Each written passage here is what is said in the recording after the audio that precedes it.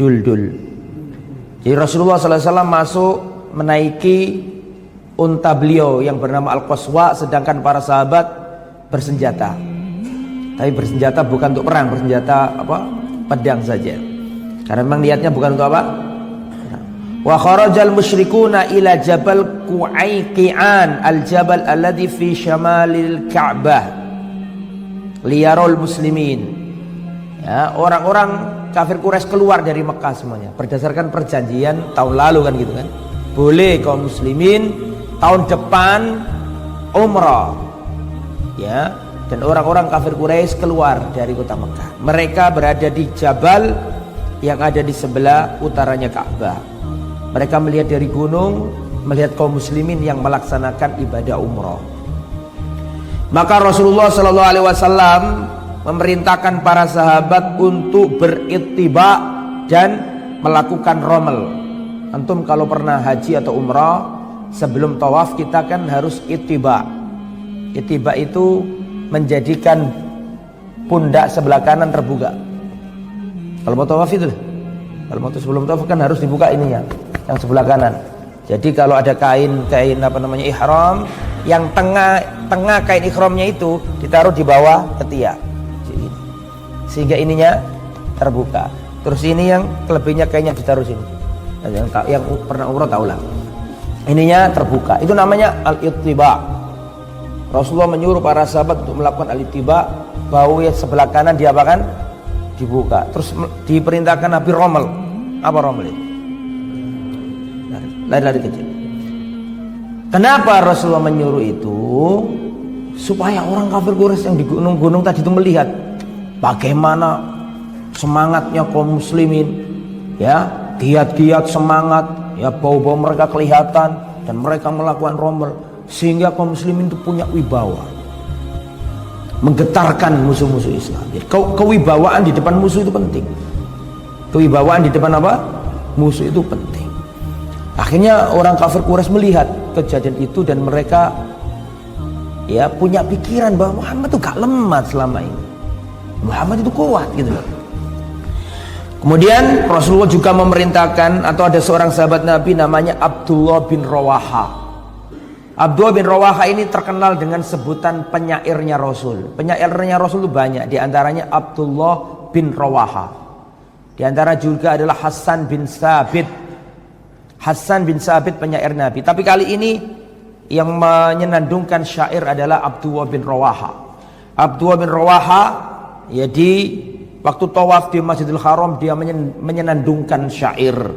Khallu banil kuffar an sabilihi khallu faqulul khairi fi rasulihi qad anzala ar-rahmanu fi tanzilihi fi suhufin tutla ala rasulihi ya rabbi inni mu'minun biqilihi inni ra'aitul haqqa fi qabulihi bi anna khairal qatli fi sabilihi al yawma nadribukum ala tanzilihi darban yuzilul hama an maqilihi wa yudhilul khalilu an khalilihi. Intinya pujian kepada Rasul, pembelaan kepada Rasul, dan siap melawan orang-orang kafir. Itu intinya apa? Syair-syair tersebut. Sehingga itu sekali lagi tujuannya adalah untuk menunjukkan apa? Kewibawaan di depan apa? Musuh-musuh Allah. Ya Rabbi inni mu'minun biqilihi, ya Allah kami beriman dengan apa yang diucapkan Muhammad. Inni ra'aitul haqqa fi qabulihi, sungguhnya kami melihat kebenaran dalam diri Muhammad. In bi anna khairal qatli fi sabilihi, sesungguhnya sebaik-baik ya peperangan pembunuhan adalah di jalannya, ya di jalan Rasulullah. Al yaum nadribukum ala tanzilihi, hari ini kami akan memukul kalian, maksudnya orang kafir. Jadi adalah syair-syair, ya, perang urat saraf lah istilahnya kalau sekarang, ya kan. Nah, kemudian Umar bin Khattab melihat Abdullah bin Rawaha menyenandungkan syair di tanah haram, di Masjidil Haram, sedangkan pada waktu tawaf, sedangkan dalam kondisi ihram. Maka Umar marah dan Umar mengatakan, ya benar Rawaha baina yadi Rasulillah wa fi haramillah taqulu syi'ra. Wahai Abdullah bin Rawaha, apakah engkau menyenandungkan syair sedangkan engkau ada di hadapan Rasulullah di tanah haram, sedang melakukan ihram, sedang melakukan tawaf di Masjidil Haram, engkau membaca syair? Faqala lahu Nabi sallallahu alaihi wasallam, maka Rasulullah mengatakan, "Khalli anhu ya Umar." Biarkan ya Umar, biarkan dia membaca syairnya. Falahu wa asra'u fihim min nadgin nabl. Sesungguhnya syairnya Abdullah bin Rawaha itu lebih cepat daripada anak panah untuk menghantam apa? Orang-orang. Jadi itu dalil bahwa perang itu tidak selama-lamanya kekuatan fisik saja. Tapi ada apa? Propaganda. Paham? Ada pembuatan opini juga penting gitu loh. Dan sampai detik ini juga begitu. Namanya perang itu tidak hanya mengandalkan apa? Kekuatan fisik, tapi harus ada perang opini dan seterusnya. Ya. Kemudian singkat kata ikhwatal iman, Rasulullah dan para sahabat melaksanakan tawaf. Di situ dijelaskan ya. Setelah itu Rasulullah setelah tawaf selesai, Rasulullah ke Mas'a, melakukan sa'i baina Safa wal Marwa. Setelah itu Rasulullah SAW melakukan menyembelih hewan kurban di Marwah dan seterusnya. Kemudian setelah berlalu 3 hari, kan itu kan saya katakan tadi orang kafir Quraisy menyingkir tadi kan. Selama 3 hari selesai, sudah gak kuat orang kafir Quraisy karena ada di luaran. Akhirnya dia mengutus utusan kepada Ali bin Abi Thalib. Wahai Ali bin Abi Thalib, sampaikan kepada sahabatmu itu, maksudnya Muhammad SAW, bahwa sudah selesai masanya 3 hari, harus pulang. Kembali kemana? Kembali ke Madinah. Maka Rasulullah dan para sahabat, ya, karena Rasulullah itu tidak mengingkari janji, maka Rasul dan para sahabat menarik diri balik ke Madinah. Ketika Rasulullah dan para sahabat balik ke Madinah, lah disitulah ada seorang bocah wanita kecil, anak perempuan kecil. Dia manggil-manggil Rasulullah, ya ammi, paman, jangan kau tinggalkan aku di sini, paman. Ternyata itu adalah anaknya Hamzah. Anaknya siapa? Hamzah. Antum paham maksudnya? Kan Hamzah kan sempat hijrah dulu, wafat dalam perang apa? Perang Uhud. Perang Uhud kan masih awal-awal hijrah. Betul apa enggak? Itu anaknya masih tertinggal di Mekah ternyata.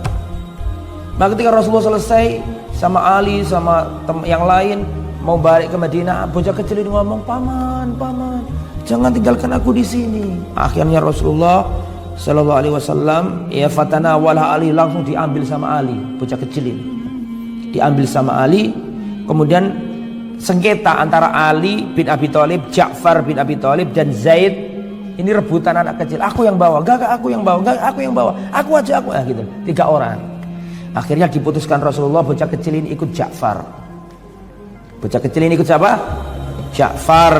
Karena apa? Karena istrinya Ja'far itu bibinya bocah kecil ini. Paham? Istrinya Ja'far itu bibinya anak kecil. Jadi istrinya Ja'far itu adalah saudari dari ibunya anak ini. Paham maksudnya? Istrinya Ja'far itu adalah saudari dari ibunya anak ini. Nah, Ja'far sendiri apanya Hamzah? Keponakannya Hamzah. Berarti bocah kecil ini apanya Hamzah? Sepupunya Hamzah, tapi masih kecil.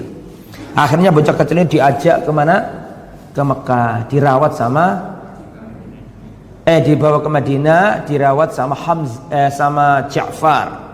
Karena itu adalah masih sepupunya Ja'far plus keponakan dari istrinya Ja'far. Paham? Jadi kekerabatannya sangat tinggi. Kalau sama Ali dari jalur satu dok, iya kan? Tapi kalau dari Ja'far ini dari 2 jalur, dari dirinya Ja'far dan dari istrinya Ja'far. Ya. Kemudian ikhwatal iman, di Mekah itulah Rasulullah Sallallahu Alaihi Wasallam menikah sama Maimunah, Sayyidatuna Maimunah bintil Haris al-Amiriyah. Rasulullah menikah sama Ummul Mukminin Maimunah bintil Haris al-Amiriyah. Lah Maimunah ini adalah saudarinya Ummu Fadl. Ummu Fadl itu istrinya Al-Abbas, pamannya Nabi. Paham? Al-Abbas pamannya Nabi itu punya istri namanya Ummu Fadl. Ummu Fadl punya saudari namanya siapa tadi? Maimunah. Lah Abbas sendiri punya anak namanya Abdullah bin Abbas. Berarti Maimunah ini adalah tantenya Abdullah bin Abbas. Masih ingat nggak pernah dengar hadis Rasulullah ya dengan istrinya yang namanya Maimunah tadi itu? Abdullah bin Abbas pernah datang ke rumahnya Nabi, menginap di rumah Nabi.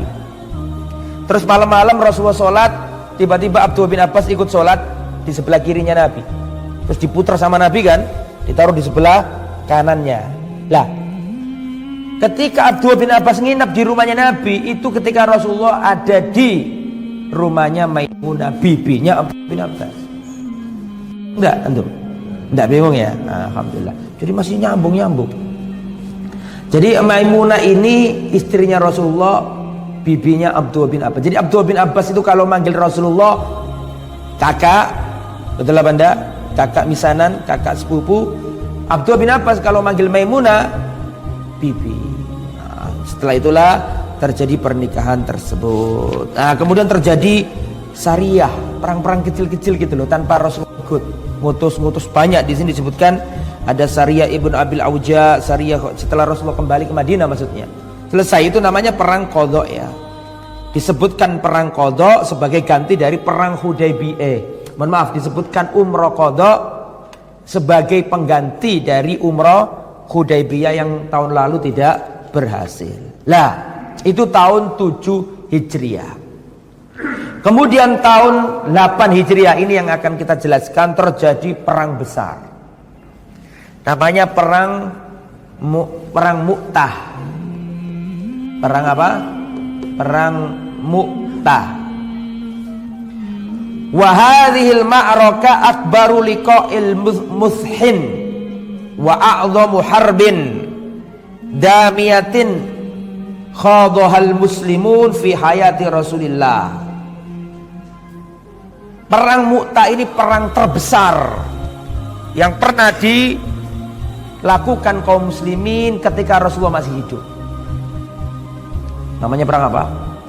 Perang Mu'tah. Perang Mu'tah ini musuhnya bukan ecek-ecek lagi. Perang Mu'tah ini musuhnya sudah Romawi. Itu Rasulullah masih hidup loh. Itu Rasulullah masih hidup. Kaum muslimin sudah pernah berhadapan dengan pasukannya Heraklius. Ya. Wahadil ma'rokatu akbar liqa. Ini adalah segede-gedenya pertempuran di zaman Rasulullah. Tapi Rasulullah nggak ikut. Rasulullah ngutus pasukan. Dan ini adalah perang pertama melawan orang Nasrani. Kalau kemarin kan orang munafik, orang Yahudi, kemudian kafir Quraisy kan begitu ya. Nah, perang Mu'tah ini perang pertama kali melawan tentara salib. Perang salib pertama. Itu apa tadi? Perang apa? Mu'tah. Waqat fi Jumadal Ula sana as-samina Hijriyah. Wifqa Agustus atau September tahun 8 Hijriah, iya betul ya.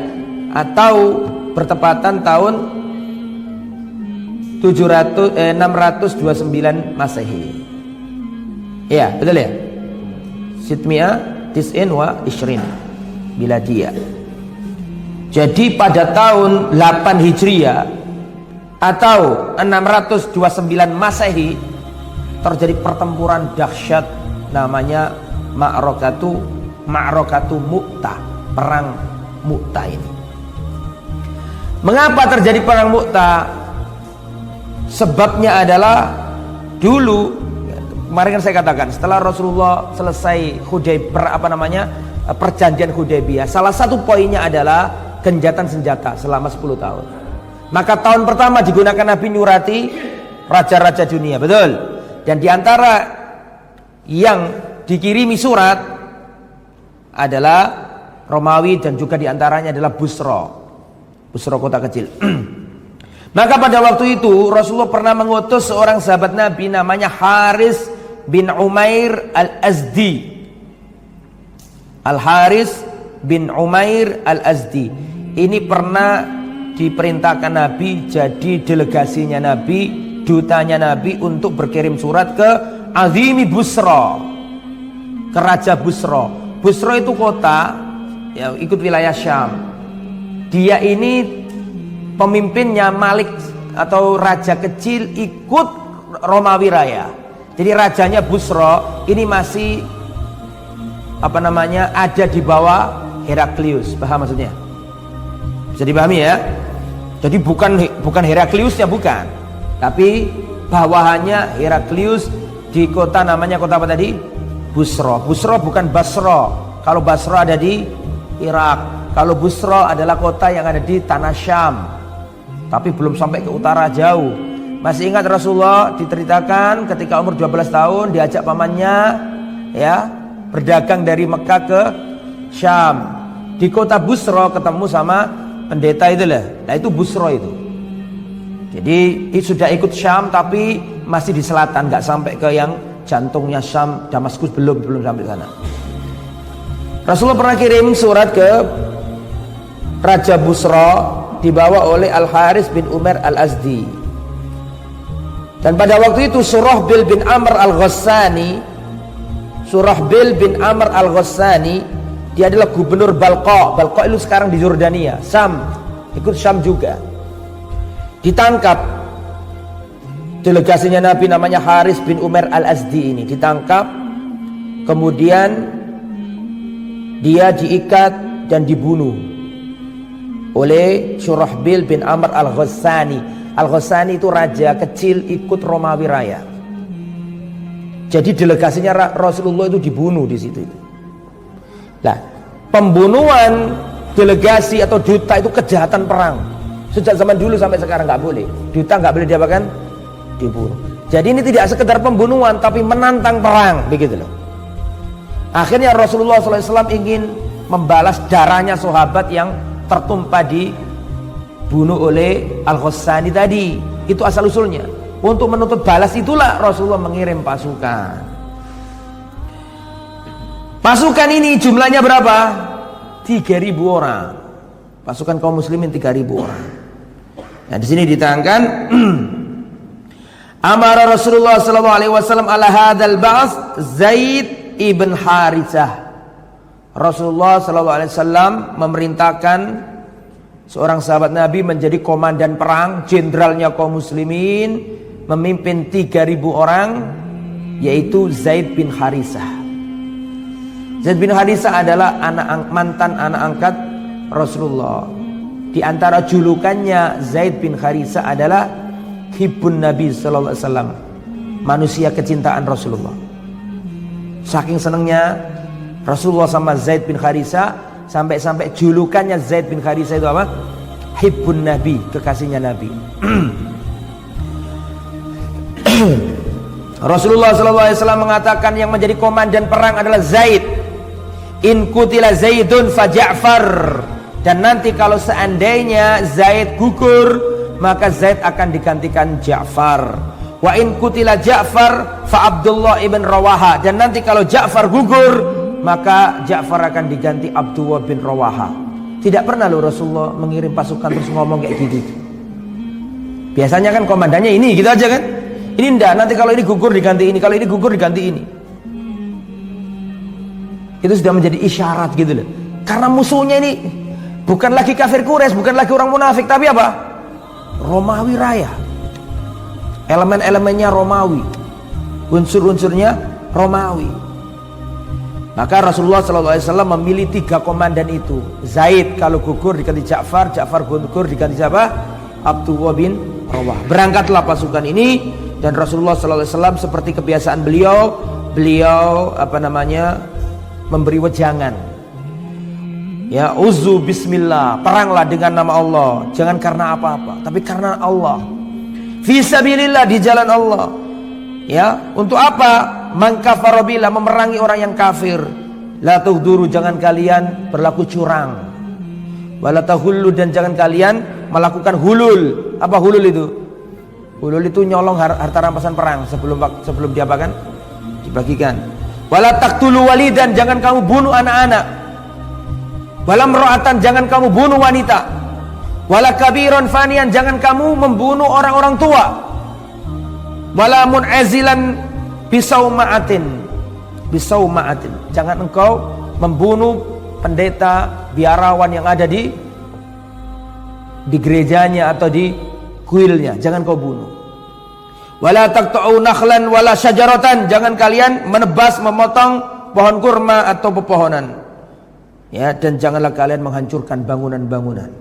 Itu akhlaknya Rasulullah sallallahu alaihi wasallam. Ya, ini dicantumkan dalam Sahih Bukhari. Sudah dipesan itu. Jadi tujuannya berangkat perang Mu'tah untuk membalas dendam karena darah sahabat Nabi terburu di sana. Namanya siapa tadi? Al Haris bin Umair yang darahnya di sana. Maka sebelum berangkat Abdullah bin Rawaha menangis. Menangis Abdullah bin Rawaha. Maka orang-orang heran, ngapain orang sudah ditunjuk Nabi nanti kalau Zaid wafat diganti Ja'far, Ja'far wafat diganti Abdullah bin Rawaha. Nah, sekarang mau berangkat Abdullah bin Rawaha nangis. Orang-orang mengatakan, "Ma yubkika, apa yang buatmu menangis wahai Abdullah bin Rawaha?" Qal, "Ama wallahi ma bihubbud dunya." Demi Allah aku menangis bukan karena aku cinta dunia, bukan itu. Tapi aku menangis karena aku pernah mendengar Rasulullah membaca ayat, "Wa inna minkum illa wariduha kana ala rabbika hatman maqdiya." Dan sesungguhnya kalian dan tidaklah di antara kalian kecuali akan mendatangi neraka itu, dan itu sudah menjadi ketetapan bagi Allah. Maka nangis nih. Maka orang-orang menghibur Abdullah bin Rawaha dan mengatakan, "Ya sahibakumullah bisalama, Allah akan menyertaimu dengan keselamatan, engkau akan pulang kembali dengan sehat walafiat, membawa harta ghanimah dan seterusnya." Kemudian Abdullah bin Rawaha membaca syair lagi. Karena memang beliau itu adalah apa? Penyairnya siapa? Rasulullah SAW. Maka berangkatlah pasukan Islam menuju ke utara, karena kita tahu ya di sana selatan itu Mekah, ke utara Madinah, Madinah ke utara lagi apa? Tanah Syam. Berangkat ke arah utara. Kemudian ikhwatul iman, dalam perangan ini tentaranya Ghassan tadi itu didukung oleh Heraklius. Kan ini kan perang ini kan sebenarnya kan antara kaum muslimin dengan kerajaan bawahannya Heraklius kan gitu kan. Tapi ketika tahu seperti itu maka Heraklius pun membackup ya, raja Romawi membackup dan turun di negeri Balqa. Balqa itu sekarang di Yordania. Turun di Balqa itu pasukan jumlahnya berapa? 100.000 Romawi. Ya, tapi dengan pasukan-pasukan yang lain, totalnya pasukannya orang-orang Nasrani totalnya adalah 200.000 pasukan. Karena itu kan yang di backup sama Kaisar Romawi berapa tadi? 100.000. Tetapi mereka sendiri sudah punya pasukan, gitu loh. Betul? Sehingga totalnya berapa? Mi'ata alfi muqatilin, 200.000. Jumlahnya pasukannya Nasrani, tentara Romawi dan anak bawahannya 200.000. Bayang di zaman itu loh. Sensus penduduk mungkin gak sepadat zaman sekarang, tapi zaman itu bisa mengumpulkan orang berapa? 200.000. Jumlahnya kaum muslim berapa? 3.000. Subhanallah. Bayangkan 3.000 melawan berapa? 200.000. Maka berangkatlah Rasulullah sallallahu alaihi wasallam, maka berangkatlah para sahabat. Lam yakun al muslimun adkhalu fi hisabi liqamit li hadzal jaysil aramram. Gak sampai masuk di pikirannya sahabat itu menjumpai pasukan segede itu. Ya, kebetulan pada waktu itu Rasulullah astagfirullah. Para sahabat tiba di negeri Ma'an. Ma'an itu di Jordania. Saya pernah ke Ma'an, dekat sama Petra. Ma'an ya, kota Ma'an itu ada di Jordania sekarang. Maka kaum muslimin ketika tiba di Ma'an melihat musuh 200.000, bingung. Maka di negeri Ma'an itu, sekarang ikut Jordania, di negeri Ma'an itu kaum muslimin bermusyawarah, ini gimana? Gak mungkin kita menang. 3.000 melawan 200.000, gimana? Gak masuk akal. Gak mungkin kita menang. Akhirnya mereka berpendapat, ayo kita nulis surat. Naktubu ila Rasulillah fanuhbiruhu bi'adadi aduwina. Ya, mari kita nulis surat, kita kirim ke Rasulullah yang ada di kota Madinah, mengasih tahu kalau jumlahnya musuh kita ini berlipat-lipat. Ya, 200.000, gak sebanding dengan kita. Supaya Rasulullah mengirim pasukan tambahan. Tetapi pendapat ini ditolak sama Abdullah bin Rawaha. Dan Abdullah bin Rawaha memotivasi manusia dan berkata, "Ya qaum, wallahi innal lati takrahuna lallati kharajtum tatlubuna syahada wa ma nuqatilun nas bi adadin wala quwwatin wala kasratin ma nuqatilum illa bihadzal din alladzi akramana Allahu bihi fantaliqu fa innama hiya ihdal husnayain imma duhur wa imma syahada." Wahai manusia, wallahi, sesungguhnya sesuatu yang kalian benci sekarang ini adalah sesuatu yang kalian berangkat karenanya. Bukankah kita ingin mencari kesyahidan? Tidak usah kalian minta tolong sama Nabi mengirim pasukan tambahan. Wallahi hanya ada dua kemungkinan, kemenangan atau kesyahidan, dan dua-duanya baik. Tidak usah kita minta tambahan dari Rasulullah SAW. Paham maksudnya? Kenapa kalian benci dengan kondisi seperti ini? Bukankah memang niat kalian berangkat dari Madinah? Memang ini yang kalian cari. Kita perang bukan karena senjata, bukan karena jumlahnya musuh, bukan. Kita ini perang karena membela agama kita. Cuma ada dua kemungkinan. Kalau tidak kemenangan, maka apa? Kesyahidan. Syahadat. Dan dua-duanya apa? Baik, nggak ada yang nggak baik. Akhirnya sepakat ikut pendapatnya siapa? Abdullah bin Rawaha, nggak pakai minta tambahan tentara. Cuma 3.000. Coba bayangin, tolong ewu. Terus gak ada senjata tuh kerutuk kayak mana? Betul apa enggak? Nah, 3.000 melawan 300. Ya, melawan 200.000. Maka terjadilah peperangan yang dahsyat. Ya, bidayatil qital wa tanaubul quwad. Terjadilah permulaan perang di tempat namanya Mu'tah. Wa hunaka fi Mu'tah iltaqal fariqani, dua pasukan bertemu. Wa badal qitalul marir 3,000 rajulin iwajihuna hajamat mi'atai alfi muqatilin. 3.000 orang melawan serangan dari 200.000 tentara musuh. Ma'rakatun ajibah tusyahidu ad-dunya bid-dahsya wal hira. Perang yang sangat dahsyat yang pernah disaksikan dalam sejarah umat manusia. 3.000 melawan 200.000. Walakin idza habbat rihul iman ja'at bil ajaib. Inilah iman, kalau sudah menancap dalam hatinya seseorang, hal yang mustahil pun dilalui. Itu kalau nggak iman nggak mungkin 3.000 orang mau melawan 200.000 itu. Maka peperangan terjadi, panji perang di bawah Zaid bin Harisa. Zaid bin Harisa bertempur dengan gagah berani dan gugur dalam perang itu. Ketika Zaid bin Harisa gugur, langsung panji perang dibawa oleh Ja'far bin Abi Thalib. Ja'far ini singanya sahabat, pendekarnya sahabat. Dan pada pertemuan lalu saya katakan ya bahwa Ja'far ini kan kembali ke kota Madinah setelah Rasulullah selesai perang Khaybar. Jadi Ja'far ini hijrahnya bukan dari Mekah ke Madinah, tapi dari Habasyah ke Madinah. Saking senangnya Rasul sampai Rasul berkata, aku nggak tahu kenapa aku bahagia ini, karena menang Khaybar ataukah karena kedatangannya Ja'far. Itu dalil saking cintanya Nabi sama siapa? Ja'far. Wajahnya mirip Nabi, akhlaknya mirip Nabi. Yang kemarin saya jelaskan itu. Maka dibawa bendera oleh Ja'far. Ja'far ini seperti singa, dia mengaum, ya, dia perang dengan gagah berani, tetapi keberanian akan dikalahkan dengan jumlah yang banyak. Betul apa enggak? Beliau ditebas tangan yang mana dulu itu? Tangannya ditebas, ya. Tangan satunya ditebas. Maka beliau mengambil ya dengan tangan kirinya, tangan kanannya ditebas. Putus ini tangannya Ja'far. Maka Ja'far langsung mengambil panji perang dengan tangan kirinya, ditebas sehingga dua-duanya hilang. Dua tangannya Ja'far ya kena tebasan pedang sehingga terpotong dari jasadnya. Kemudian datanglah pasukan-pasukan yang banyak dan membunuh Ja'far, dan Ja'far terbunuh.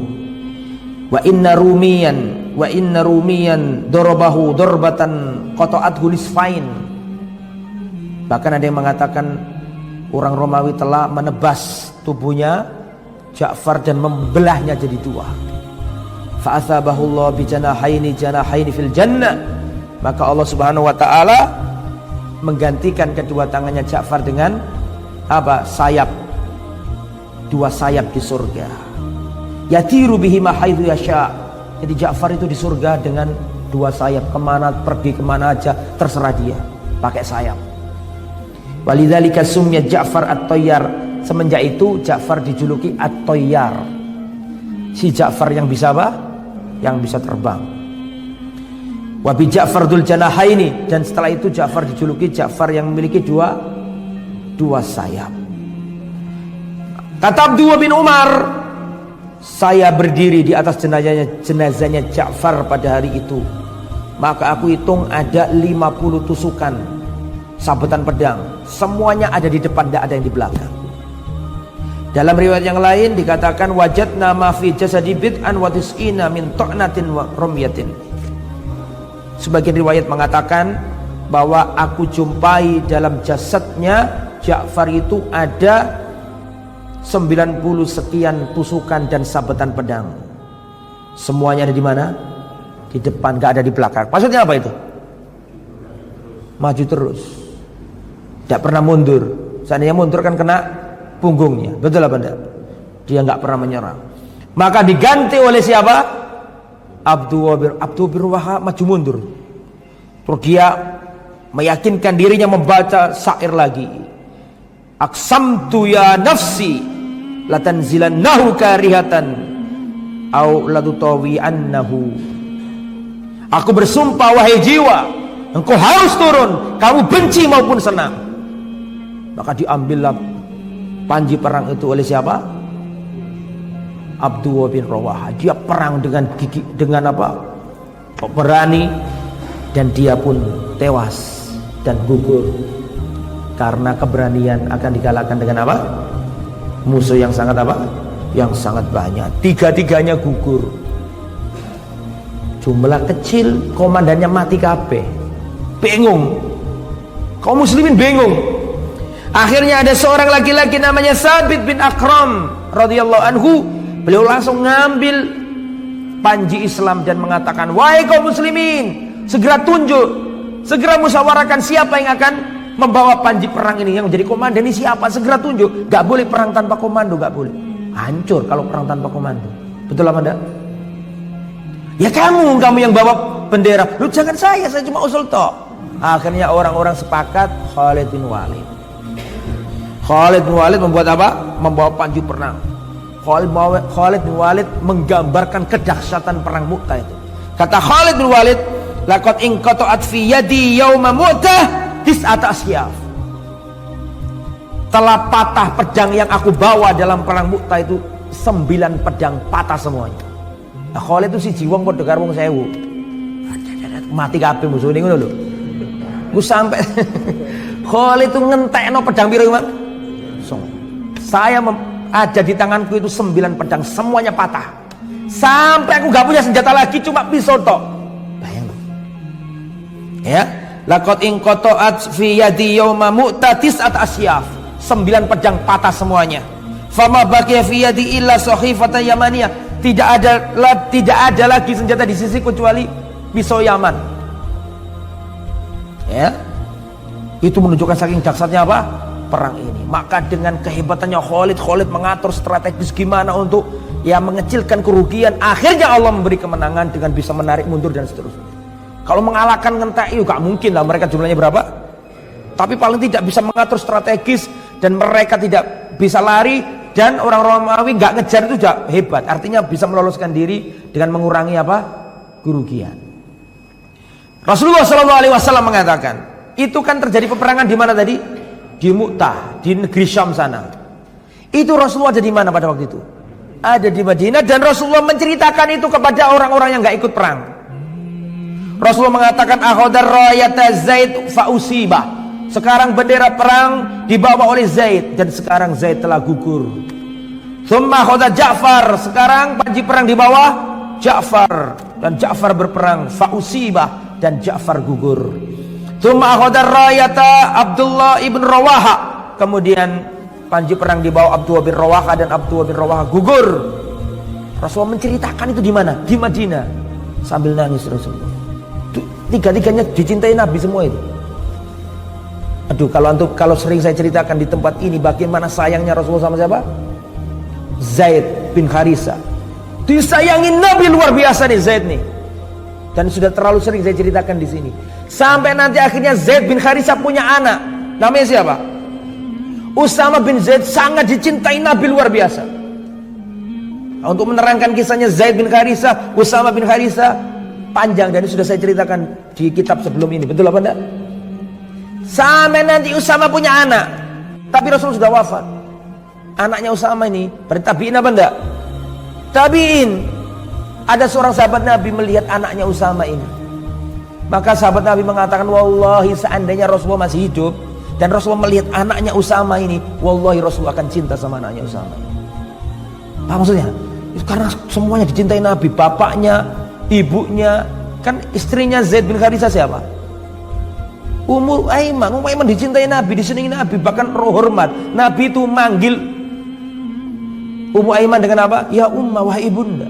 Karena yang merawat Nabi ketika Nabi masih apa? Masih kecil. Ya sedih Rasulullah ini lihat Zaid gugur. Setelah itu Ja'far gugur, tambah sedih lagi. Ya, misananya Nabi, wajahnya mirip Nabi, akhlaknya mirip Nabi, masih satu keluarga sama Nabi. Ditambah Abdullah bin Rawaha, pembelanya Nabi, penyairnya Nabi. Rasulullah bercerita sambil nangis. Setelah itu apa? Tsumma akhadar rayata sayfun min suyufillah. Setelah itu panji perang Islam, bendera Islam di bawah dan diambil oleh pedang di antara pedang-pedangnya Allah. Kemudian Allah memberi kemenangan. Tsumma fatahallahu alaihim, kemudian Allah memberi kemenangan kepada mereka melalui pedangnya Allah tadi. Tak disebutkan nama Khalid, betul apa enggak? Dari para sahabat, sopo pedang Allah ini? Ternyata siapa? Khalid. Semenjak itulah Khalid bin Walid dijuluki apa? Saifun min suyufillah al-maslul. Pedang di antara pedang-pedang Allah yang terhunus. Maka Khalid bin Walid berhasil mengatur strategis, akhirnya mengurangi angka kurban dan seterusnya. Maka peperangan ini efeknya sangat dahsyat. Kaum muslimin memang nggak bisa mengalahkan Romawi Raya. Ya memang nggak mungkin, berat itu nanti di zamannya siapa? Di zamannya Umar bin Khattab. Umar bin Khattab memberantas pasukan Romawi sehingga mereka menyingkir dari tanah Syam sampai ke Konstantinopel, Turki kalau sekarang. Nah, nanti Konstantinopel itu baru digasak di zamannya Muhammad Al-Fatih. Tapi zamannya Umar itu berhasil mensterilkan negeri Syam dari unsur-unsur Romawi. Padahal dulu Romawi ada di Syam itu. Paham maksudnya? Makanya zamannya Umar itu menumbangkan Persia seakar-akarnya. Di zamannya Umar memberantas Romawi tapi nggak akar-akarnya. Paham nggak maksudnya? Karena mereka lari kemana? Konstantinopel. Tapi tumbang di Syam, hancur. Kaisar Romawi mengungsi dari Damaskus ke Konstantinopel sana. Itu masih nanti, tapi pada waktu itu adalah pertemuan pertama antara tentara Islam dengan apa? Pasukan salib atau Romawi. Memang perang ini nggak menang, tetapi efeknya dahsyat, efeknya kemenangan bagi kaum muslimin. Coba antum bayang loh, biasanya itu melawan suku-suku Badui, melawan orang Yahudi, melawan orang munafik, melawan kafir Quraisy. Meskipun mereka hebat-hebat, tangguh-tangguh, gede-gede, jumlahnya banyak, tapi yuk gak ada apa-apanya kalau dibandingkan sama Romawi. Setelah peperangan ini, secara politik kaum muslimin terangkat di seantero Jazirah Arab.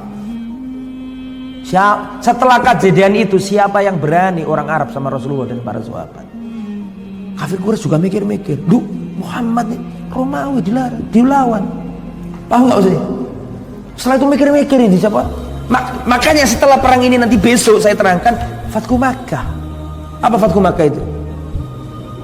Menaklukkan kota Makkah. Karena mereka juga mikir, jangankan kita orang kafir Quraisy, menurut mereka ya, ini Romawi loh ditantang. Akhirnya ciut semuanya musuh Islam. Apa maksudnya? Yang di Jazirah Arab itu loh, ada orang suku-suku Badui, ada Qotofan, ada orang Yahudi, ada orang munafik, ada kafir Quraisy. Semenjak ada peperangan itu, secara politik namanya Nabi terangkat ke atas di seantero jazirah Arab.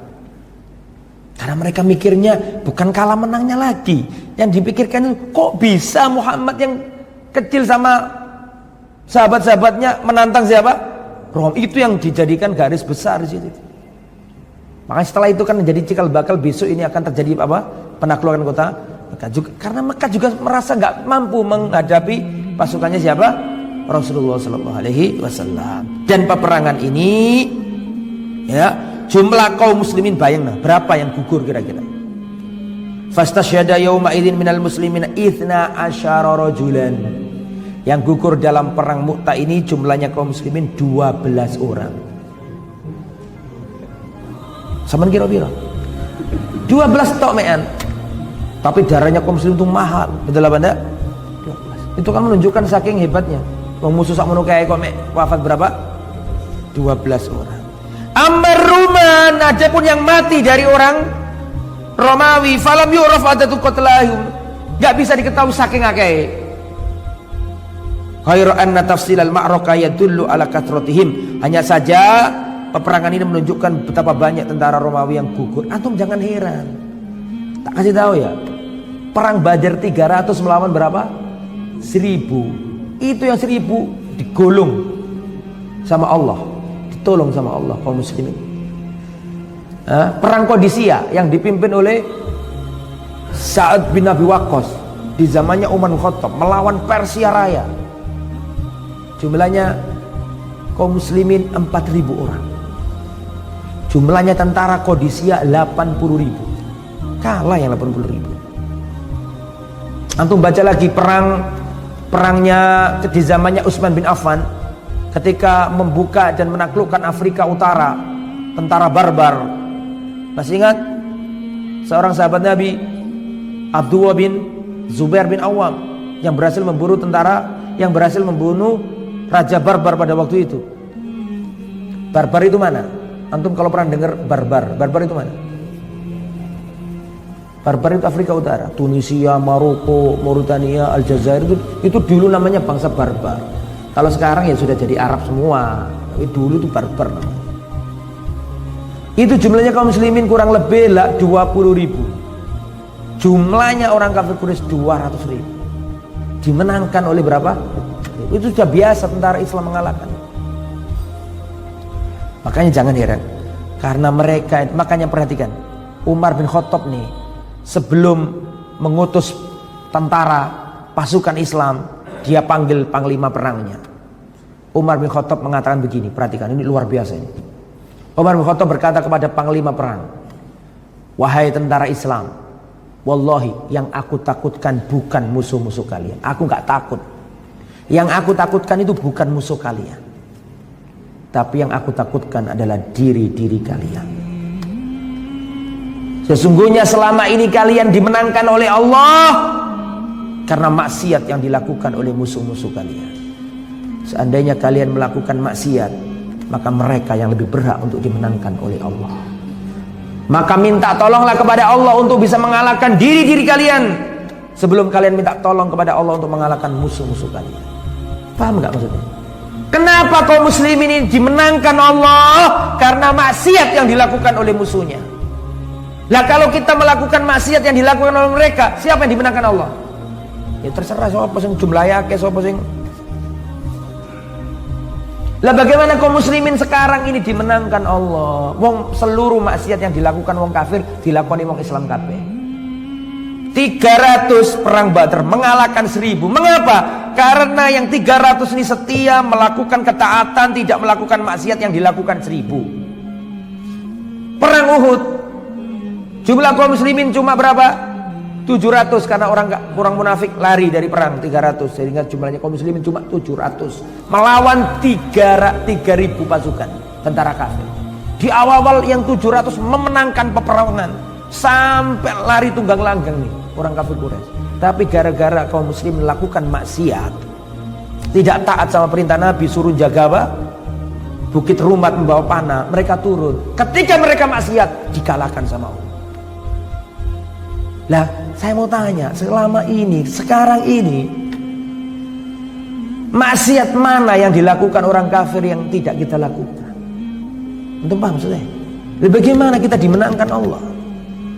Mungkin kita dimenangkan karena mereka maksiat, kita nggak maksiat. Nah sekarang ini maksiat yang mereka lakukan, kita lakukan. Mereka riba, kita riba. Mereka buka aurat, kita buka aurat.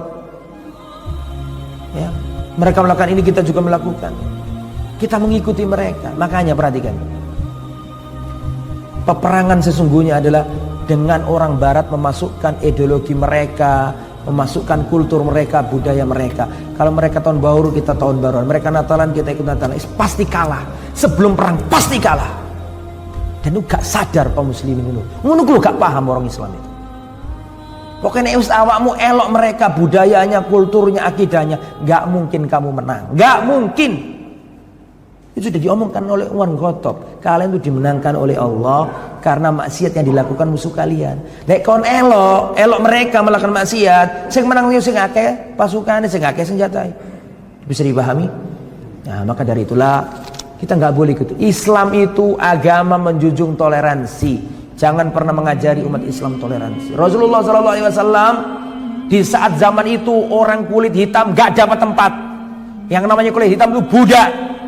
Tapi Rasulullah menempatkan Bilal sebagai muadzin.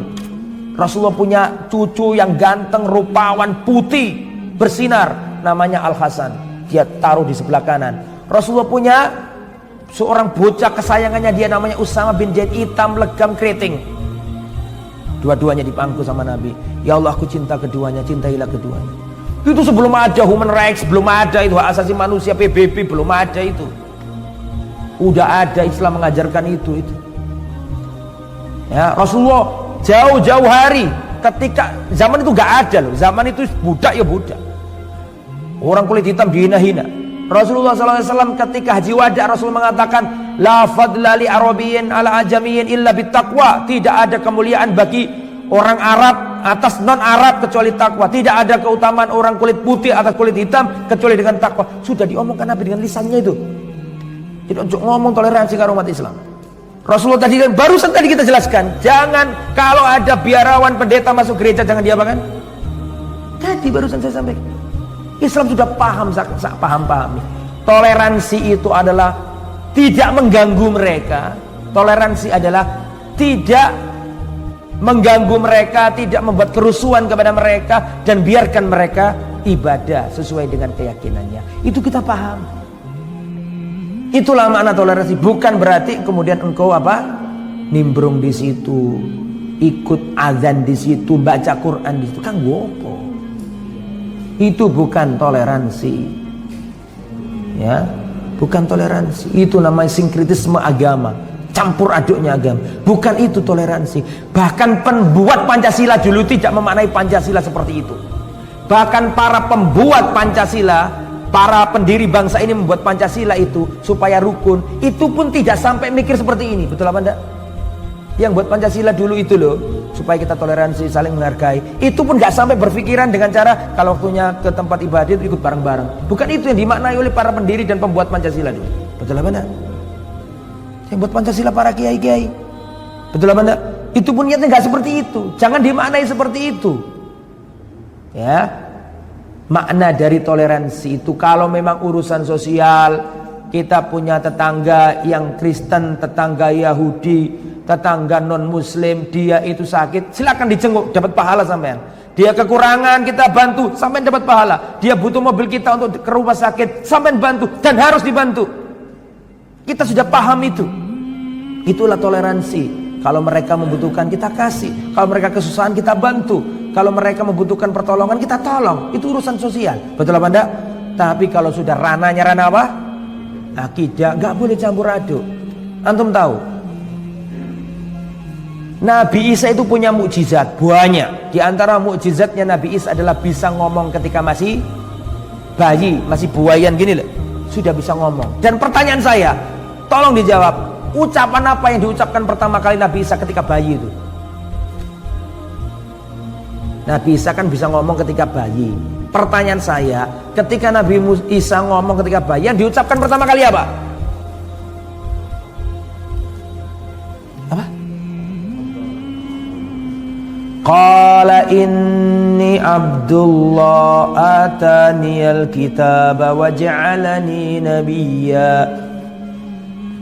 Ketika bayi itu omongan pertama kali, ini Abdullah, aku adalah hambanya Allah. Ataniyal kitab, Allah memberikan kepadaku Alkitab yaitu Injil. Wa ja'alani nabiyya, dan Allah menjadikan aku seorang nabi. Nabi Isa alaihissalam terakhir ya, karena sudah selesai ini kan. Jadi manusia terhadap Nabi Isa itu terbagi menjadi 3 golongan. Golongan pertama adalah golongan orang Yahudi. Orang Yahudi ini menuduh dan menganggap dan meyakini bahwa Nabi Isa adalah waladuz zina, ibnuz zina, anak hasil zina. Karena menurut keyakinan Yahudi, Maryam ini berzina, sehingga punya anak namanya Yesus. Itu dianggap anak hasil zina karena mereka tidak mengimani kerasulan Nabi Isa. Itu kelompok pertama, kelompok yang tafriq, meremehkan, menghina-hina, merendahkan. Kelompok kedua adalah kelompok kebalikan yang pertama. Kalau pertama tadi meremehkan, mengejek, menghina, kelompok yang kedua ini kebalikannya, mengkultuskan. Mereka adalah kaum An-Nasrani. Kaum Nasrani ini yang berkeyakinan bahwasanya Nabi Isa adalah putra Allah, bahwasanya Nabi Isa adalah Allah. Di antara mereka ada yang punya keyakinan, ya, beberapa sekte mereka meyakini bahwa Nabi Isa adalah anaknya Allah. Ada yang meyakini Nabi Isa adalah Allah itu sendiri. Nah, pendapat yang benar adalah pendapat yang nomor 3, yaitu kaum muslimin. Tengah-tengah antara kelompok yang merendahkan dan kelompok yang mengangkat di atas tempatnya, tidak sesuai tempatnya. Itu kelompok tengah-tengah yang mendudukkan secara proporsional. Nabi Isa menurut Islam itu Abdullah wa Rasuluh, hamba Allah dan Rasulnya. Dikatakan hamba Allah untuk membantah orang Nasrani yang mengatakan Nabi Isa anak Tuhan. Dikatakan Rasul Allah untuk membantah orang Yahudi yang mengatakan bahwa Nabi Isa adalah anak zina dan tidak mengakui kerasulannya. Maka Islam tengah-tengah. Dan Allah murka ketika dikatakan Allah punya anak itu. Apa yang dikatakan Allah dalam surat Maryam ayat 90 sampai 91? Takadus samawatu yatafattarna minhu, hampir-hampir langit terpecah. Watansyaqqul ardu, dan hampir-hampir bumi terbelah. Terus apa? Watakhirul jibalu hadda, dan hampir-hampir gunung itu jatuh rontok berantakan. Anda'u lirrahmani walada, ketika mereka mendakwakan bahwa Nabi Isa punya anak. Ketika Allah punya anak, yaitu Nabi Isa alaihissalam. Itu artinya sudah mulai gak konsentrasi saya. Itu ya, jadi kita harus ngertilah batas-batas apa? Toleransi. Toleransi itu jangan diomongkan pasti itu. Cuman dalam urusan akidah, agama tidak boleh dicampur aduk. Semoga bermanfaat apa yang disampaikan. Mohon maaf atas segala kekurangan dan khilafan. Insyaallah pada pertemuan akan datang akan kita jelaskan tentang Fathu Makkah, penaklukan kota Makkah. Bagaimana Rasulullah membawa pasukan membebaskan kota Makkah dari pusat kesyirikan. Maka setelah menaklukkan kota Makkah, berhala-berhala yang ada di Ka'bah disingkirkan semuanya. Ya, berhala-berhala dipecahi semuanya. Kemudian Bilal disuruh apa? Adzan. Dan bagaimana peristiwa-peristiwa yang menyertai Fathu Makkah besok akan kita terangkan insyaallah. Semoga bermanfaat. Ada pertanyaan? Monggo. Dengan apa?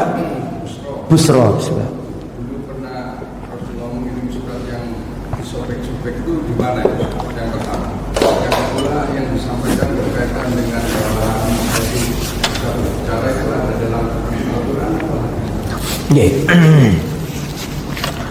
Pertama, Rasulullah pernah mengirim surat, kemudian suratnya disobek-sobek, dirobek-robek. Itu waktu dikirim kemana? Jawabannya dikirim ke Persia, dikirim ke Raja Kisra. Tulis Bismillahirrahmanirrahim. Min Muhammad ila azimi Kisra. Dari Muhammad untuk pembesar Kisra, pembesar Persia. Langsung disobek. Krek krek krek krek.